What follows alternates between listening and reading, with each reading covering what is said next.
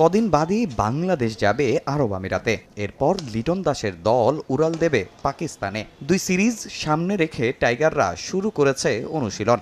একই দিনে আবার চূড়ান্ত হয়েছে আরও একটা সিরিজের সূচি। তবে তার জন্য কতটা প্রস্তুত বিসিবি?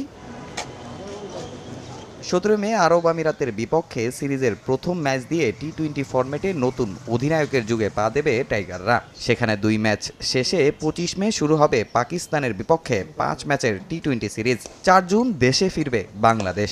ঈদের ছুটি কাটিয়ে 13 জুন আবার রওনা হবে শ্রীলঙ্কার পথে। 8 বছর পর পূর্ণাঙ্গ সিরিজ খেলতে লঙ্কা সফরে যাবে লাল সবুজ। সিরিজের শুরুটা হবে টেস্ট ক্রিকেট দিয়ে। এই 2 ম্যাচ দিয়ে আইসিসি টেস্ট চ্যাম্পিয়নশিপের নতুন মৌসুম শুরু করবে বাংলাদেশ শ্রীলঙ্কা। 17 জুন গলেতে প্রথম টেস্টে মুখোমুখি হবে দু দল। এরপর 25 জুন কলম্বোতে খেলবে দ্বিতীয় টেস্ট। লঙ্কানদের বিপক্ষে ওয়ানডে ক্রিকেটটা হয় সবচেয়ে রোমাঞ্চকর। সবশেষ বাংলাদেশে 2-1 সিরিজ হেরেছিল শ্রীলঙ্কা।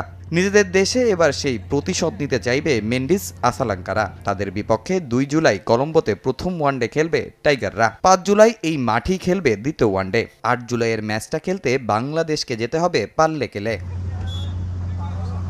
সবশেষ ওয়ানডে সিরিজ হারলেও ঘরের মাঠে টাইগারদের 2-1 টি-20 সিরিজে হারিয়েছিল লঙ্কানরা। দুদল এবারও খেলবে 3 ম্যাচের সিরিজ। 10 জুলাই পাল্লেকেলেতেই হবে প্রথম টি-20। 13 জুলাই ডাম্বুলায় খেলবে দ্বিতীয় ম্যাচ। এরপর 16 জুলাই তৃতীয় ওয়ানডে খেলতে কলম্বোতে ফিরতে হবে বাংলাদেশের।